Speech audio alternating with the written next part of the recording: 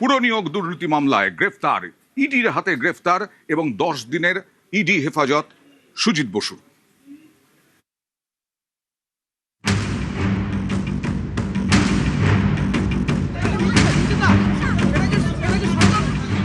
পুরনিয়োগ দুর্নীতি মামলায় ইডির হাতে গ্রেপ্তার তৃণমূল নেতা সুজিত বসু।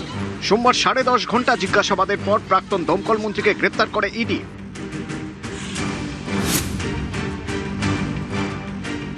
2022 সালে প্রথম পুরসভা নিয়োগ দুর্নীতি সামনে আসে। 2022 সালে ব্যবসায়ী অয়নশীলের সল্টলেকের বাড়িতে তল্লাশি চালায় ইডি। সেটা ছিল শিক্ষক নিয়োগ মামলা। ওই মামলায় তল্লাশি অভিযানের সময় ইডি হাতে পায় পুরনিয়োগ দুর্নীতির নথি। উঠে আসে সুজিত বসুর নাম। দীর্ঘদিন ধরে ইডি স্ক্যানারে ছিলেন সুজিত বসু। দক্ষিণ দমদম পুরসভায় বেআইনি নিয়োগের অভিযোগ, কারো ক্ষেত্রে টাকা, কারো ক্ষেত্রে জমির বিনিময়ে চাকরি দেওয়ার অভিযোগ। ভোটের আগে পুরনিয়োগ দুর্নীতি মামলায় 4 বার নোটিশ পেয়েও হাজিরা দেননি সুজিত বসু। ভোট শেষের পর 1 মে হাইকোর্টের নির্দেশে ইডি দপ্তরে হাজিরা দেন। প্রায় 9 ঘন্টা তাকে জিজ্ঞাসাবাদ করা হয়। এরপর সোমবার 10.5 ঘন্টা জিজ্ঞাসাবাদের পর সুজিত বসুকে গ্রেপ্তার করে ইডি।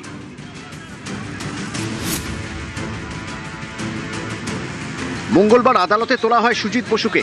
তার বিরুদ্ধে বিস্ফোরক অভিযোগ ইডির। 2014 সাল থেকে অয়নশীলের সংস্থা এবিএস ইনফো জোনের মাধ্যমে বিভিন্ন পুরসভায় বেআইনি নিয়োগ হয়েছে। সুজিত বসুর বিরুদ্ধে দক্ষিণ দমদম পুরসভায় বেআইনি নিয়োগের অভিযোগ ইডির। পুরসভার বিভিন্ন পদে অন্তত 150 জনকে বেআইনিভাবে নিয়োগের অভিযোগ। ইডির অভিযোগ, শিক্ষক নিয়োগ দুর্নীতিতে জড়িত সুজিত বসু।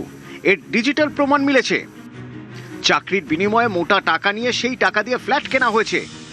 সুজিত বসুর একাধিক ব্যাংক অ্যাকাউন্টে বিপুল অঙ্কের টাকা মিলেছে। প্রায় 17 কোটি টাকা তিনি তার ছেলে মেয়ের অ্যাকাউন্টে ট্রান্সফার করেছেন। শ্রীভূমিতে একটি প্রজেক্টের জন্য 3টি ফ্লোর নিলেও টাকা না দেওয়ার অভিযোগ।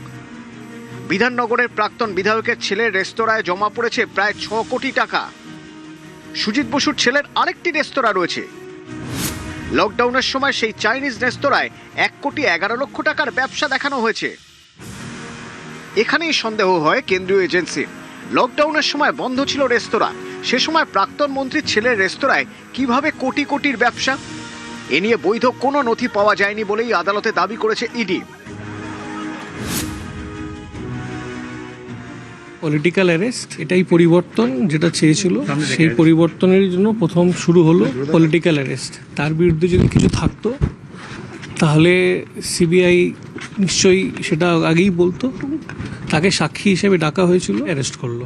এটা পলিটিক্যাল অ্যারেস্ট। কোর্টের দিকেই ন্যায় বিচারের জন্য আমরা তাকিয়ে আছি। কোনো ব্যক্তি আমাদের কাছে গুরুত্বপূর্ণ নয়।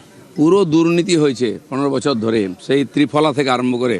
তা তদন্ত হবে। মানুষের এটা অধিকার আছে, তাদের টাকা যারা চুরি করেছে তাদেরকে শাস্তি দেওয়ার অধিকার আছে। সরকার এসছে, সরকারের দায়িত্ব দুর্নীতিবাজদেরকে আইনের সামনে নিয়ে আসা।